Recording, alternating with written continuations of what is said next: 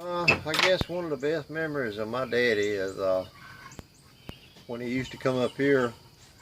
Uh, he'd come up here and want Jay to make biscuits and want to make biscuits, and I'd come home from Firestone, and he'd call me down there and want me to come down there and talk to him, and he's sitting down there in his chair eating ice and that little blue radio. Yeah, that little blue radio, playing that little radio, and Eating shy.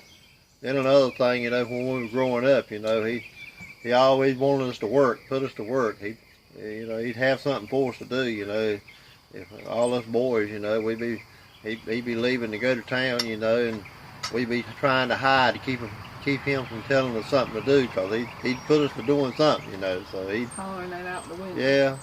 He'd make us go to church on Sunday morning, I remember that, He'd fuss and fuss and get us all ready to go to church on Sunday morning, He loved church. He's always loved church. And, that's one thing about it. He said if he felt bad, he just didn't go to church, feel bad, he had to stay home.